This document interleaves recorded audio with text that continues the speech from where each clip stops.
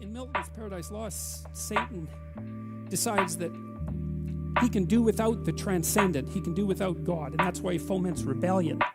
It's something like that. And the consequence of that, the immediate consequence from Milton's perspective, was that as soon as Satan decided that what he knew was sufficient and that he could do without the transcendent, which you might think about as the domain outside of what you know, something like that, immediately he was in hell.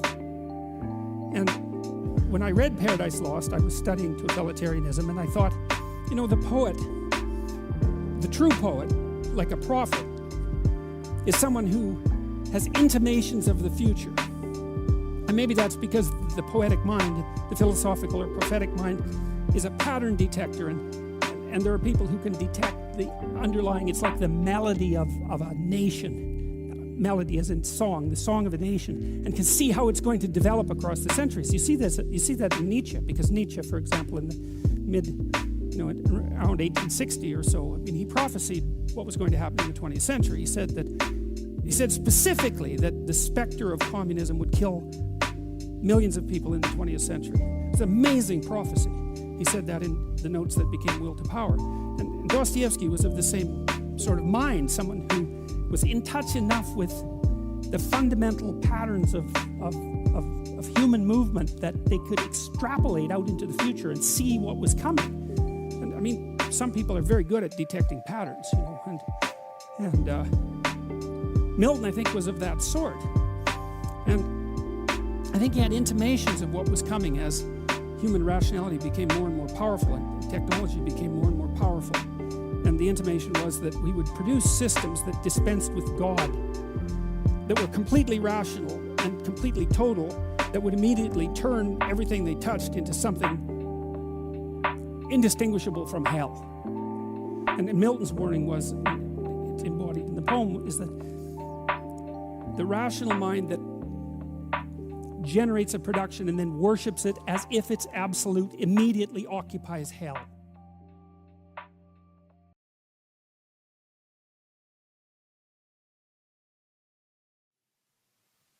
So beauty, it's like that beauty tells you to be more than you are. Beauty tells you to aspire to that which is beyond you. Beauty says there is something beyond you, all of that.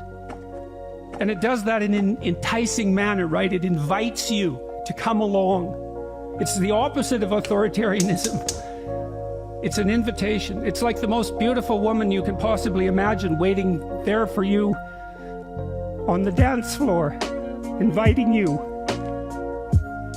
That's beauty. And that's an invitation to be the sort of man who could dance with that person.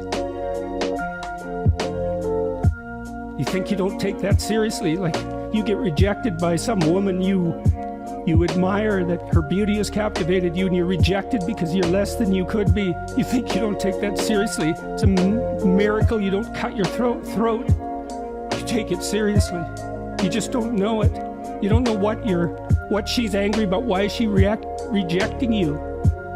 It's because you're not all you could be. And some of that's laid at your feet. And men are angry with women all the time because that's what women do. That's what they tell them all the time. And it's a terrible thing. But can you blame them? What else would they do? And what else would you want them to do? You know, in your shallow thoughts, you'd think, well, I wish that I was always accepted. Every advance was accepted uncritically. Well, that world would be hell very rapidly if it was actually the case.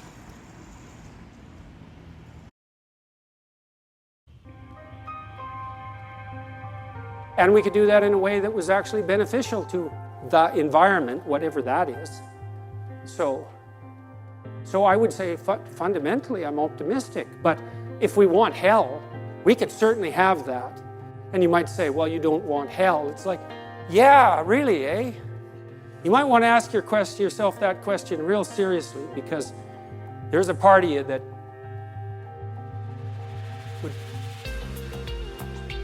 would wreak vengeance on God for the catastrophic suffering of being. That's for sure. And that's Cain. Right? So, no, I'm optimistic because I also don't believe that our fundamental motivations are that of a corrupt will. I think that's wrong. I think it's wrong factually, and I think it's an appalling claim philosophically, and it's a radically destructive claim ethically, demoralizing, terribly demoralizing claim, and demoralizing enough to really hurt people. And I've seen many people, maybe thousands of people, maybe tens of thousands of people hurt by that claim, hurt to the deep recesses of their soul. But I would say, like, it depends on what you choose to do. Really depends on what you choose to do.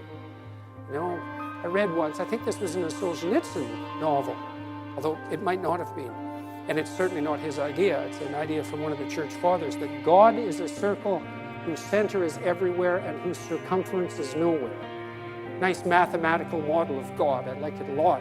But there's something about it that's really true. You know, we interact with one another as if there's a spark of the divine within us, and you say, well, no, we don't. It's like, well, if you don't, then no one likes you. So, you know, that'll be its own punishment, because we certainly do interact with the people we value when we're acting in a manner that we regard as appropriate, as if there is something about them that's of transcendent and in some sense eternal value.